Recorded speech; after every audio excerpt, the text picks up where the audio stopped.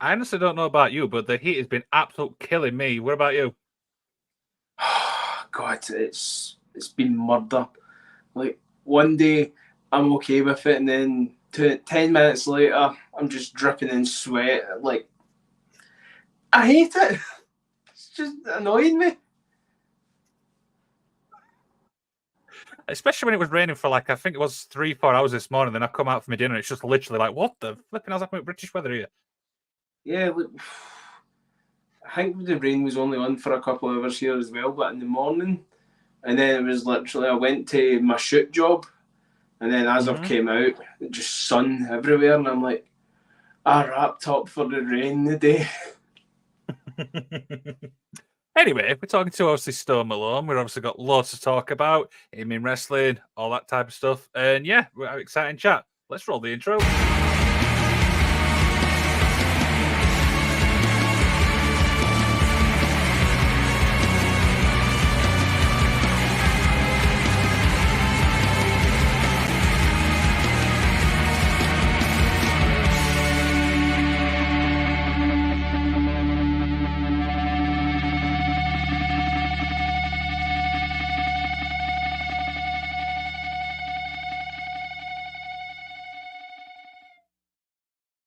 So, of course, we're on Thursday, mate.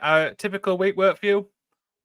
Yeah, so Thursday's usually one of my working days, and then after work, I've just got time to myself, whether I want to do interviews like this with yourself, go to the gym, or if I can squeeze in a bit of wrestling training, I'll go and do that as well. So it's just whatever I'm feeling up to doing. And how do you juggle all that? Because I imagine that's pretty hard with so much like jam packed into one week. So I'm quite fortunate that I finish my job quite early. Most Mm-hmm. days, like I usually finish around 4. Nights I'm usually training about 7 or 8, so it gives me a couple of hours to come home, get something to eat, chill for a bit, and then head to training. So it's nice that I can get that balance, and I don't work weekends as well, so that gives me plenty of time to do the shows and whatever. I think that's the best bit in it when you don't work weekends. Honestly, like when I applied for the job and they said, "Oh, we don't do weekends," I was like, blessing. Awesome, awesome. But yeah, obviously we're talking about your career in wrestling and stuff like that. So let's obviously start at the beginning. So how does your journey begin? So my journey began when I attended a local show, and during the halftime break, the MC announced that there was a training school nearby. So I decided to look it up, and it was actually just 10 minutes from my house. So I went, all right, okay, I'm going to go check this out. So the first day I went, it was just to watch, just to see what it was like, just to see if it was something I think I could do. And then after watching the class, I was like, yeah, I'm going to give this a go. So then the next week I came along, and I went through my basics. And then as the weeks kept going, I just kept learning more and learning more. And it's just been, it's been the best decision I've made ever since. Like, honestly, I'm glad that I've made the decision to just check this school out. And now I'm here. And what was the first bump like? Murder. It's always the first one. Because I remember uh, my coach at the time, TJ Rage, he said, "This will be the decision maker. This will either make you or break you." I was like, "That can't be that bad." I took the bump. I was like, yep. "Yeah, it was pretty bad, but stuck it out." So I'm glad I did. Dear. What training school is that? I imagine that's obviously one in Scotland. So the first place I was at was PBW, and then after COVID, I started training at Source Wrestling, and then they closed down, and now I'm training with Girders gym. Yeah, I've obviously spoke to obviously Martin McAllister, Robbie Cardwell. Spoke highly about it. What's obviously Iron Good like from your perspective? Oh, I love it. It's such a welcoming place because like some of the guys I do know from either being at shows or just training elsewhere with them. Uh, So it was kind of good to see some familiar faces, but like getting to know the newer faces, like they've been very welcoming there. It's a great group of guys and girls. And it's very like family orientated as well, if I remember correctly. Yeah, very family orientated. Except when I saw on your Instagram that you were fighting outside Greg's, what the hell happened there? So that was just a little bit of a dispute between me and Robbie. No, like so, the whole idea behind that was to raise like awareness for a show that we were putting on, which was the day after.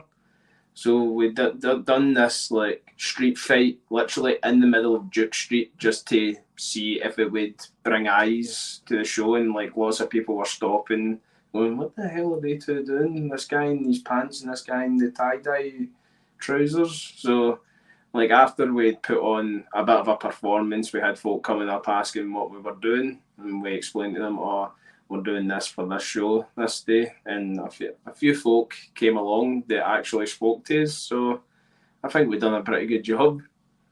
I love the fact that you literally started fighting in the middle like a town and stuff like that. But I mean it's so unique. You know, that's what I'm trying to get at. You don't see that often, really, do you?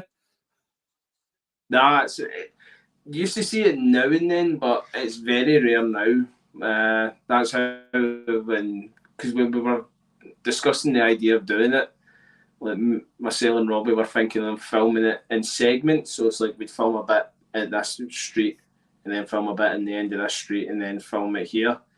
And then we just decided, why just film it all in one and see what we get?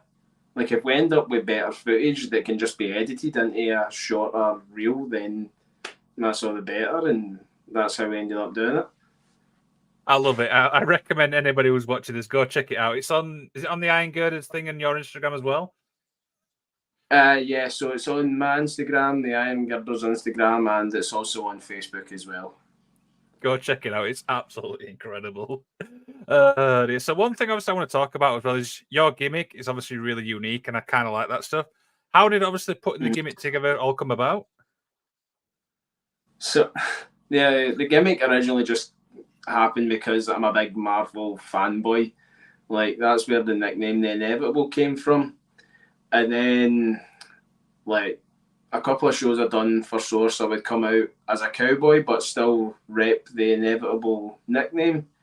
And then somebody just said to me, "You should just make this your look because you look badass with it and it suits you. Like, just stick with the cowboy hat and the jacket, whatever. Just make it your own thing." And that's what I've done. Absolutely. Face or heel? Tweener, it depends. Mostly heel the now. Why heel? Any particular reason why?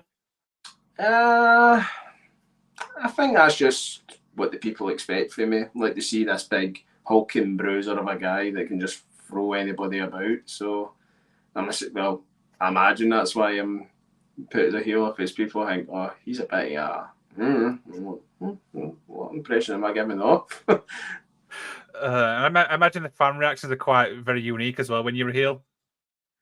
It can be, yeah, because some shows I've done as a face, so then all of a sudden these fans will know me as a face and they'll cheer for me when I come out, and then I'm telling them to shut up, and they'll just look at me like, "Where's this came from?" Turn around, I'm sorry. The other person I saw you tag with when I was looking through cage matches, Tim Strange, and that guy is obviously a phenomenal talent. What's it like, obviously, working with him, and what's it like backstage? He's fantastic. Like I like to say he's kind of took me under his wing. Like he's good at giving me advice, like just what promotions to work for, and he's also said that he's willing to like reach out to other promotions on my behalf, like promotions I've reached out to before, and I've either not heard back from them or they've said, "Oh, we'll keep you in mind," but they've just not got back to me. So Tim has said that he would look out for me in some of that regard. Obviously, he can only do what he can do. Like it's ultimately the promoter's decision, but it's nice that he's willing to do that. Any familiar promotions we might have heard of? What was that one? None's coming to the top of my head now. There's a couple down south that you say they would put my name forward to, but I've just like my brain's that frazzled now. I just can't really remember them.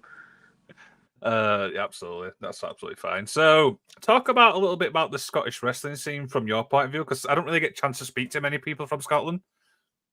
So there's quite a lot of talent, like upcoming and also household names. I would say, like say BT Gunn. He's arguably one of the greatest wrestlers in Europe, like, and he's easily one of the best names in Scotland. Like he's been doing it for so long, and he's just one of the best guys to watch. He's one of the best guys to learn from. And then you've got up and comers like Robbie Cardwell, for example. Like he's absolutely destroying the scene in Iron Girders, like with the King of Fling Championship. Like he's been running around mad with that title, just making a name for himself. And then even the tag team division, you've got teams like LND, Casino Brutal. Like there's just so much talent coming out of Scotland right now. It's insane. It's incredible. And now, one thing I love about is everyone who I speak to from Scotland, the name BT Gunn always comes up regardless. Do you know what I mean? Yeah, like it's just how good he is, and also just he's such a good guy. To learn from, to watch. Like you can just pick up so many things from him. Like he's so good. Have you actually been in the ring with him yet? Not yet, no. I've rolled about with him in training and things like that, but I've never actually wrestled him on a show. So that's one thing I would like to tick off eventually. I'd love to see that, by the way. I really would. A wee bit of me would be like, oh, but I'd also be very excited to do it at the same time. Yeah, absolutely. So the one of the promotions I know you've worked for, and I don't, unless this is a new one to me, is Valor Wrestling. What's that all about? Talk about that. So, I don't know if you've ever heard of the promotion Copenhagen Championship Wrestling. It rings a bell, yeah. So the whole idea of that was the founder of that promotion then came together with Luke King Sharp and Seb Silvers, and they've just came together to make one big promotion that spans across Europe. So their shows aren't just designated to Scotland or Denmark, etc. Like they have shows set out in Scotland, Sweden, and in Denmark as well. So it's like one promotion that's covering these three countries in Europe, and we're hoping to expand as well. So it's looking great because we're bringing in some amount of international talent as well. You know, we've got guys coming over from like Denmark and Sweden. We've even got US stars like Buffer coming over as well. So we're doing something right. Absolutely, absolutely. So this next question kind of like stumps a lot of people, but it's not designed for that. So for fans who's obviously not familiar, obviously with yourself, why should fans go and check out Stone Malone? This is kind of like a way to like promote yourself a little bit. Why should fans check me out? I think fans should check me out because I might be bigging myself up here a bit, but I do believe I have one of the best spears in the scene. Like you've got like say guys on TV, Roman Reigns, Braun Breaker, they have incredible spears, but on the local scene, I would like to say mine's is up there with one of the best. And for that reason alone, I think you should check me out because anytime someone sees me hit that spear, their reaction is always the same. That's brilliant. That's brilliant. So I want to take a few steps back a little bit and talk about obviously getting into wrestling from a fan's point of view. Talk about obviously that. Mm-hmm. So the first thing I ever seen from wrestling, I was just flicking through the TV. I was like a young lad at this stage, and I just seen this random thing, WWE SmackDown. I was like, oh, I remember my friends talk about this in school, see what it is. And the first thing I seen as soon as I put it on was Hardcore Holly hitting the Big Show over the head with a steel chair. And immediately I was like, I am hooked. This is incredible. And yeah, I've just been a fan since then. Do you manage to keep up, obviously being a wrestler and obviously working as well? Do you manage to like stay like up to date with everything? Yeah, so I usually just use social media and YouTube. Like, I don't really get a lot of time to watch full shows these days. So, like, I'll just watch highlights mostly from WWE or AEW, NXT, things like that. Like, I just do whatever I can to keep myself in the know. Yeah, a lot of people always said that there's so much wrestling in a week. It's so hard, to keep up. Oh, it's insane. Like, when it used to just be Raw and SmackDown, I was like, this is good. I can live with this. And now I'm like, there's so much to choose from.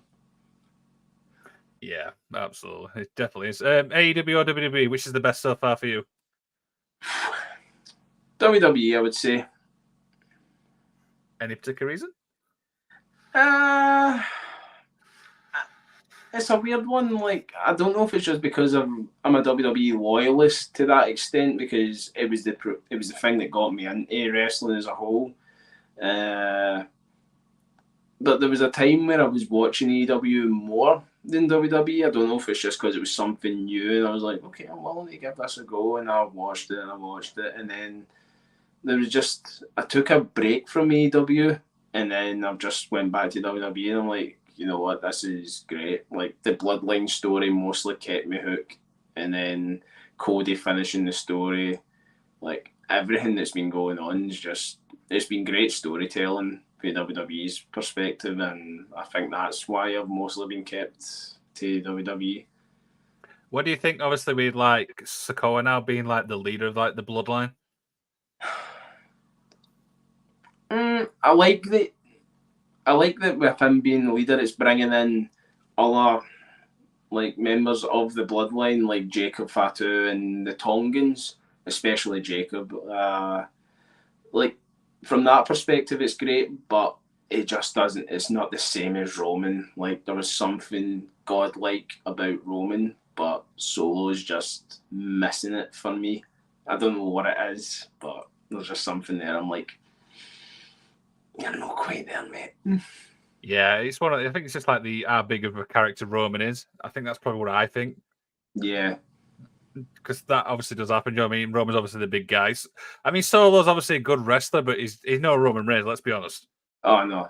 I think that plays into it as well, because when Solo was Roman's enforcer, he had that badass persona, like it was just quiet and just done what he was told, and now that he's the one that does most of the talking, I feel like he's lost that aura about him. Yeah, I think it's odds on that obviously Roman's going to be coming back, to be honest. You know what I mean? Oh, I hope so. I hope it's soon. I miss my tribal chief. There you go. So for fans obviously of you, what do fans not know about you? Oh, what do fans not know about? I feel like some fans don't know about what I like to get up to in my personal life. Like, some fans don't realise I actually have a dog. Like, the other day, I was posting something on my Insta story, and I happened to put a photo of my dog on, and I had so many fans messaging me going, "Oh my god, why didn't I know you have a dog?" And I'm like, well, I don't really post them that much. Yeah, I mean, I keep my gym stuff up to date and my training, like everything else. Like, I think the dog and uh, like my little hobbies, like if I'm on the PlayStation or whatever, I feel like that's the type of thing fans wouldn't really know about me. I'm getting the vibe that you're a Call of Duty fan. Am I wrong? Yeah, I'm not a Call of Duty fan. FIFA? Yes, I do like my FIFA. Yeah, Come on then. You play Ultimate Team? I don't know. I'm one of those guys that gets it just for the manager or player mode. Go on then. Are we managing it minute? Like, who was I managing? I started off with Rangers, and then I think who was the last team I was managing? I think I went to West Ham after that, and then I've kind of took a break from FIFA because I'm one of those guys. I don't get it when it comes out right away. I wait till it goes on sale and then I'll buy it. But That's exactly like me. I did that with 24. yeah, I was the same, and I was like, this is actually all right. But the one thing about 24 that really miffed me, you didn't get the players walking out, it was like a short intro, and then here's kickoff, and I'm like, no, I don't like this. Yeah, it absolutely ruined it for me, to be honest. Yeah, like it just didn't feel like. I just didn't feel like. Ali Kane is in the comments. Says, Scotland is bursting at the seams with talent. Do you feel another raid is coming from the US companies? Ooh, I could see it happening. Yeah, like as I said earlier, there's so much talent here. It's insane. Like singles wrestlers, tag teams. The women's talent as well. Like there's just so much talent bursting in Scotland. I feel like if not I feel like TNA, AEW, and WWE have got to have their eyes on Scotland because there's so much talent here that they can just grab anybody they want. They can be like, oh, they're really good. Come here, you. Oh, this team's doing really well. Come here. I feel like there's just so much talent here that anyone can be grabbed at any moment. It's insane. Yeah, it's absolutely crazy when you think of that. So, is any opponents obviously you'd like to face at the moment? Who's on your list? Oh, are we just talking Scotland wise or worldwide? No, you can go Scotland, obviously UK as well. Well, I know he's a mentor, but I would kind of like to face Tim Strange, particularly in a bull rope match. I think that would be quite fun. Who else? BT Gunn mentioned earlier. If NXT would allow it, I would love for Wolfgang to come back and then have a match with him. So much talent here again. Like, just try to think off the top of my head because I used to have a list of people who'd be like, okay, who have I worked, who have I not worked? And Caleb Valhalla, he's one I would really like to work. Me and him had a training match a couple of years ago at a seminar, and we've been dying to have this match on a show, and it's just not happened yet. So, any promotions out there that are willing to do it, please book us. What about promotion-wise? Is there any promotions which you'd like to obviously get to, short-term and long-term? It's that way. I would just like to wrestle anywhere and everywhere that I can. The more promotions I can put on my CV, it will look better. And then, obviously, if I'm traveling from promotion to promotion, it will keep eyes on me because everyone will say, "Oh God, this guy's keeping busy. He must be doing something right," and that will bring in more fans as well. Absolutely. So this next question, obviously, again, kind of stumbles a lot of people. What's the biggest misconception about a wrestler? I feel like a lot of people think the character is the person. Like, some people will know it as a character, but I feel like there's a lot of people out there that don't see that. They just see this character. Whoever walks through the curtains and whatever they display, that's them in real life as well. I feel like that's one of the biggest misconceptions because I've had so many fans, like I say so many, like a few come up to me and say, "Oh, so and so's a bit of a wanker, so and so's a bit of a lovely guy," things like that. And it's like, well, I mean, yeah, that's how they're portraying themselves, but that doesn't mean that's the case. Yeah, I see that a lot. A lot of fans are like, "Oh, that person must be a wanker in the curtain," but then real life, because the thing is, I speak to so many people and they're like, "Oh, he's an asshole like in the ring," but yet behind the scenes is completely different. I can think of many examples, and I'm sure you can yourself. Mm-hmm. Like one, I can remember my girlfriend actually coming to a show once, and she said to me, "That Tim Strange seemed like an asshole." I'm like, "He's one of the loveliest guys I've ever met. You take that back." Like, he's so lovely. But but again, she just sees the characters, and it's like, I mean, you're wrong. Like, I'll just be like, "Okay, who annoyed you at the show?" And then she'll list off all these names, and then I'll go, "Oh, he's a good guy. He's a good guy. Oh, she's all right." Things like that. I'll be like, "Oh, I don't really know them, so I can't really tell." So it's like, I just go, whoever she gives me a list of, like, "Oh, I don't like this person," I'll go, good guy, wank, good guy, wank, wank, good guy. Turn into a game. Get into a little game. I can imagine how funny that would actually be and all. It's one of the best things we do. Like sometimes she'll just say to me, "Oh, is there any local promotions you can recommend watching on YouTube?" And I'll be like, "Yeah, watch this one." And then I'll message her a few hours later, like, "Did you watch that show?" She'll be like, "Yeah." And then I'll be like, "Right, give me the list of the wrestlers that you think are wankers or sound or whatever." And then she'll give me the list, and then I'll be like, "All right, I don't know them, I don't know them, or whatever." So That's brilliant. Oh dear. So have you many injuries while being a wrestler? surprisingly, none. I think the worst injury I've ever had was getting my nose burst open in the middle of a match. But other than that, like I've surprisingly not had any injuries, and hopefully I can keep it that way. Ali Kane is back in the comments to say Jack Jester and Wolfgang could really get the crowd heated when heels in the British promotions. Oh yeah. Two guys that really knew what they were doing. I've not really seen much of Jester these days. I know he's still causing it in ICW. But and again, Wolfgang away to NXT, he's doing the stuff with Gallus, and it's fantastic. They're two of the best to come to Scotland, and they really know how to get the crowd either behind them or against them. It's like two of the good best guys to watch from Scotland, I would say. Absolutely. So before you obviously go out into the ring, do you have like a pre-match? You get like yourself in psyched up? Do you listen to music, any of that sort of stuff?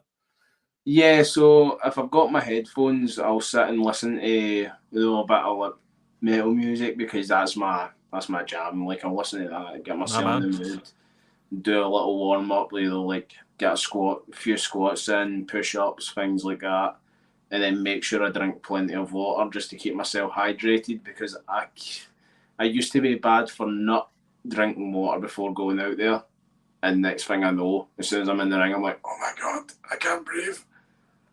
Yeah, what's some of your favorite metal music? Because that's my type of genre as well. Killswitch Engage. I love listening to Killswitch for getting Motley Crue. They're my favourite band. I've recently been getting into Skindred. Like I do like them, but I've been listening to them a lot more recently. Try to think of another example that I like. Windrose. I've recently discovered them, a dwarven metal band. A what? So it's like this, like a dwarven metal. It's like they sing in the Elvish or whatever it is, and it's insanely catchy. The thing is, I like obviously rock as well, but I like finding bands from like other countries. So at the minute, for some bizarre reason, I don't know why, I'm in Sweden at the minute for a lot of Swedish metal. Yeah, like there's so many good bands come from Sweden as well, though. Like, forgive me if I'm wrong here, anyone from Sweden that happens to be watching, but I believe In Flames are from Sweden. I'd have to check that. I'm going to say yeah. I don't doubt that. But like they're another band I like listening to as well. I mean, again, I could be wrong, and I hope I'm not for my own sake here. But we'll see. I think we'll have to check this after the show. Yeah. Dear. So I think I know the answer to this.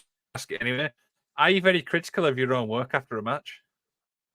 Oh, aye, absolutely. Everyone in wrestling is their own worst critic. Like, if anything goes wrong and I know it's went wrong, I'll always beat myself up for it. It's the first thing I'll do. Like, even if I recover it well and then we end up having a great match and everyone backstage is like, oh, that was really good stuff out there. I'll be like, no, leave me. I need to beat myself up. I was like, why? It's like, because I made this mistake. And then after I beat myself up for a bit, I'll be like, yeah, that was good. But that one thing still annoys me. Absolutely. Ali Caney says, Metallica, King Nothing, great workout track. Yeah, Metallica is really good to work out to, and also a great band to get myself hyped to. Fantastic live as well. Oh, absolutely. I mean, I watched the show on YouTube, like the 2-hour show, and I'm just like, I just wished I was there. I was fortunate to see them at Download last year. Yeah, last year, and 2 nights of them, I was like, this is great. And what's the favourite Metallica song? What's the go-to Metallica song? There's so many as well, by the way. There is. It depends on the mood. So, by the mood I'm in now, I'll say Master of Puppets. Interesting. I'm going to go for a weird one, and it's called Fuel. Fuel's great. Like, honestly, like something. See, this is a weird one for me. I like Fuel as a cardio song. Like, I wouldn't listen to it while lifting weights, but see if I'm on the treadmill or just doing whatever cardio stuff, as soon as I'm listening to Fuel, it just gets me going. It's almost as if it is my fuel, funnily enough. It is a great song. It's probably one of my favourites. So, a few little more questions we begin to wind down. You mentioned you obviously want to get your name obviously improve for promotions and stuff, but is there any other goals you'd like to achieve, long-term and short-term and long-term? So the long-term goal is to make a full-time living out of this, and that's whether it's being a contracted wrestler or if it's just getting enough bookings, like throughout the UK, Europe, wherever, like enough bookings that I can quit my job and just make a full-time living out of this is what I would like to do. Other goals, like it's been a while since I've had a championship around my waist, so I would like to get another belt soon.